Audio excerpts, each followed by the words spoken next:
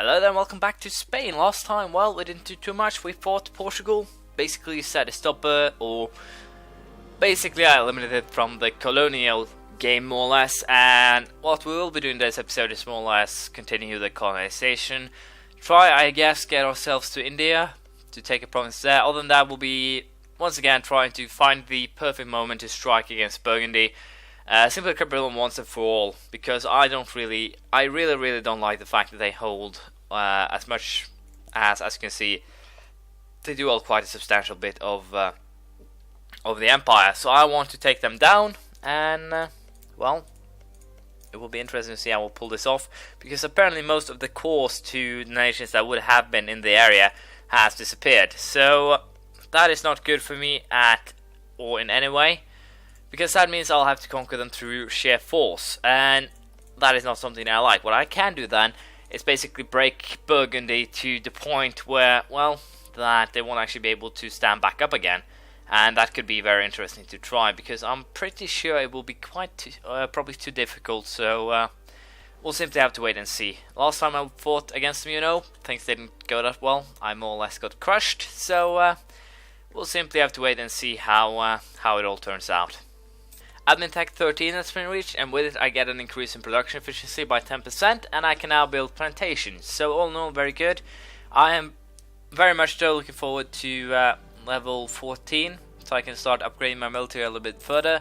That will be enough to actually screw over Burgundy, I think, and my main goal here, or hope, is that once we actually declare war, that the French will take this area here, and well, we'll simply have to see. Hopefully I can get weaken Burgundy to the point that the, let's say Austria, Bavaria, Münster could decide to attack them. But yeah, I've been talking a little bit too much about Austria. I'm definitely being a little bit, well, too focused on them, I guess I could say. So I'll try to not be as hell-bent, I guess I could say, on causing them destruction, and rather trying to make Spain prosper. So we'll see how that goes. Epidemic plague. The epidemics that swept Spain in the 1590s significantly reduced the population. In addition, Philip II strengthened the Inquisition, and intellectual life became narrower and less open to new currents of thought. At its death in 1598, Philip left a country that was declining domestically and internally. We will recover. So I'll basically lose 2 points of base tax, one in Asturias and one in Jaén, which is not good at all. The base tax there is now 2 Asturias, 5. Kind of with that though, we'll get it back with colonies and conquests in Asia, so it shouldn't be a problem. As you can see, I'm virtually now building an army and navy, that is, that I will be sending over to Asia, and it will basically be the one that I'll be using to take India. So I thought I had sent my transport. No, apparently I just sent them here. I'll be sending them back up here too, and we'll be sending a 20,000 man army to India. And as you can see, I'm still making money, so it's not anything that I actually have to worry about. Enhanced reputation, diplomatic reputation +5. I could use this to take Congo, integrate Congo easily, but apologies. I'll just leave that as it is. So let's see here. The Catholic League. The German Catholic States were threatened by the 1608 creation of the Evangelic Union of their northern Protestant neighbours following the Donauwörth exclusion from the Empire. Feeling the urge to unite, they regrouped into the Catholic League that same year. The stage was set for the 30 Years' War. Prepare to join. So let's see. Denmark, Hungary, Great Britain, Lithuania, Brittany, Dauphine, France, Bohemia, Brandenburg, Saxony. As far as I can see, it's mostly positive to prepare to join, because most of the Empire, or members of the Empire, I'll get boost with them, which is positive. So hopefully it will work out this way. And I'll also go ahead and build another huge, or a galleon, to simply have some firepower. Austria sends an alliance. That is acceptable. You Austrians are fun. French, not so fun. Broke their alliance, basically just because I got bad relations with them. So if I now can, wow, that Catholic League, broad friction, great power, a lot of bad stuff. But with the Austrians now, I basically have set my stage here to start causing some severe trouble. I'm still far away from the Bohemians, but I would have liked to have them on my side as well. So we'll consider now, I think, declaring the war, I guess, against Burgundy once again, which means that I will be postponing my planned movement of troops to India and would rather prepare for a war here against Burgundy. Pretty sure Austria can actually handle most of the enemies, so to, as it were, on their own, almost at least. But as things are now, and I still want that military or another level of military attack, along with the idea set, I will wait a little bit longer. As long as I can keep at least probably Hungary as well. Yeah, I can sneak Hungary into the fold here, and they are allied with whom? Austria do not hate them, they do not hate each other. We'll offer them an alliance. No idea how many men they have though. Just 11,000. Well, they do have a lot of land for the enemy to siege, so I guess I can live with that. I'll take that -1 hit. And well, if I could just find one more willing ally. If I could potentially just ally Münster and well, France too for that matter. France and Münster then will basically be set to screw over the Bavaria, Russia, Poland. There's a lot of things that I need to actually take into consideration here. What I might actually end up doing once the war actually breaks out is take care of Savoy, Bavaria, Poland first, simply by marching my armies to the capital, sieging it, and I think that actually should be enough to make it end. I know I said that I wouldn't actually be talking too much more about the war against Burgundy, but well, things change in terms of well, Austria deciding to be my friends. So I'll go for one attack on India, take a province there, form the East India Trading Company, and then we'll be coming back to Europe to deal with Burgundy. So for the time being, I'll wait for that last Carrack or big ship to be built, and then we'll be starting to send our troops over to India to get that one war done. We'll see how it goes. As you can see, our troops have landed in India here, and we'll be taking this province and nothing more really. Once we've taken that, we're basically set. We'll be able to forge the India Trading Company, and we also have enough now to take Admin Tech 14, which gives me Town Hall, Treasury, and also another group of ideas. And as of now, we'll probably go for a well, it is tempting to take defensive ideas simply to get the morale of armies, but I think we'll go for quality here and simply try. If we get the entire tree, we'll definitely be screwing over my enemies. But considering the fact that we have had military tech and always been quite at maximum, we'll take the quality ideas first, and in this case, private to marshal, infantry combat ability plus 10%. Should have quite a bit. That means that my 120,000 troops have, well, 12%, 10% extra, 132.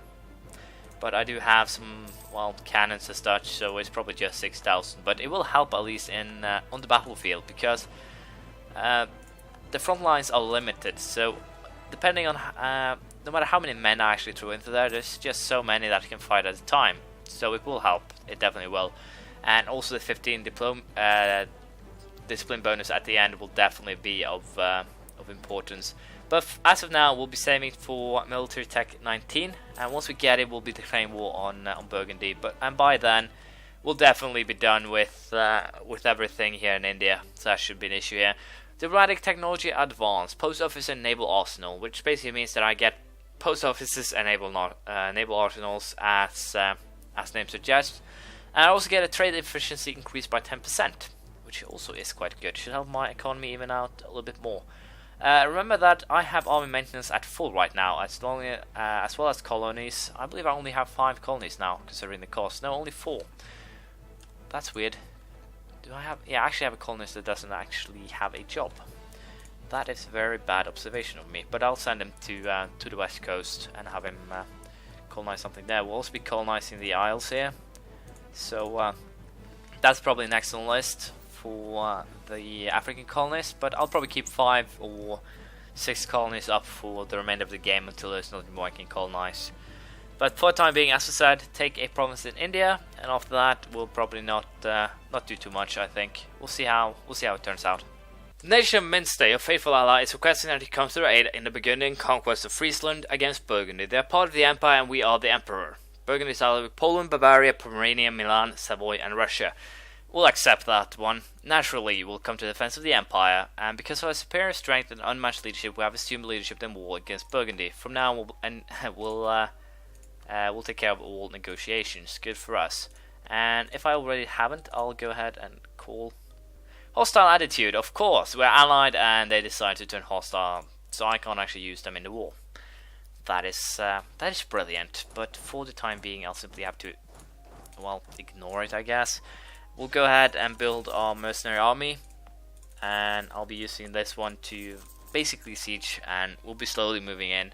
I'll try to, as much as possible, have the others attack me. I think that will be the goal here, or the best way to gain any gains.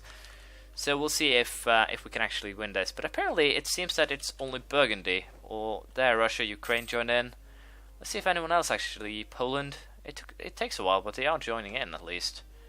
Trier, Ulm, Mr. Mathieu, Congo, France.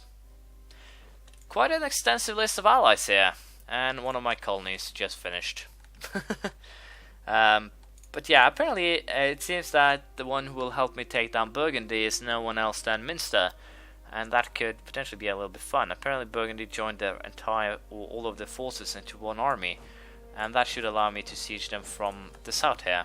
So I'll just be focusing, I think, on this one. The one India is basically done. I already sieged the province that I want, and as such I'm pretty sure that peace will soon be sung there, I guess I could say, in that manner of speaking. So we'll see how it turns out. Where are my leaders, if I have any? I have one in India. No real reason for him to stand there anymore. I'll simply allow the war in India to roll. No real reason to end it. I'm racking up war score, so I could potentially get something from the others. Also in addition to the province, of course. But I'm a little bit unsure how this will actually work out. The Burgundians do have a lot of troops. They'll probably run back and forth a little while. Savoy also have some troops here, so I might actually join in a 60,000 man army to march on them, and that should screw them over. But what I lost, I think I lost most troops on last time, was just the fact that I had, well, how should I put this, a lot of armies in territory that suffered loads of attrition. So I'll try to avoid that this time, and hopefully here we can destroy the Savoyan army. That should be very beneficial for our future. Yeah. Apparently the French took the biggest losses actually, so I'll send these 30,000 men to destroy it and send these guys home. And apparently now we have the enemy coming towards us, so I should prepare now. We'll move these guys to Languedoc. But yeah, I'll be fighting this war and we'll see how it turns out. Hopefully I can secure a victory. At least I hope I can. We'll see how it turns out.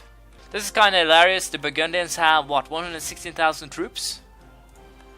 117,000. They're currently marching into Piedmont. They'll arrive on 31st of October. First strike. There we go. And I'll be sending my troops now to add on top of them. Considering the fact that, well, of course, that is one of the biggest mountain regions in the game, I dare say. And the result is that they only get a crossing negative from a crossing.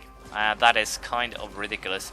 But yeah, we'll get a huge battle here in the mountains. And I'm pretty sure the Burgundians will be the ones who will suffer the most losses. At least I hope so, and hopefully I can sooner or later bribe out Russia to... Yeah, it seems the Burgundians are definitely suffering the higher losses here. I also need to get some more colonies going, it seems.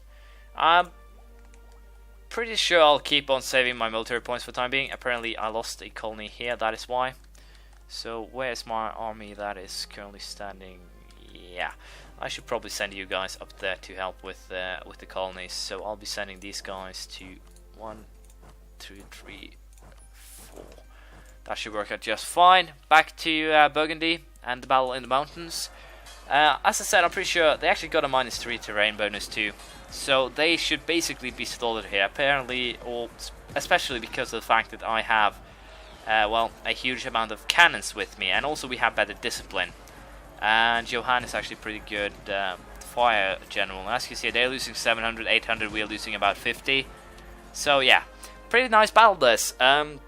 We lost what, 15,000? They lost astonishing about 80,000. So battles in the mountains, you definitely want to be on the defensive side to avoid being destroyed here. 16.92% war score from one battle. I'm pretty sure now we basically have the Burgundians by well, I'm pretty sure we actually have defeated them more or less. At least I can at least hope for it.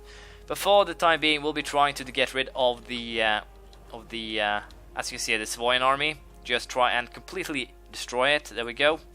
And now I'll be marching my troops home to try to prevent that they gain too much war, or that I lose too many men to simply walking, more or less.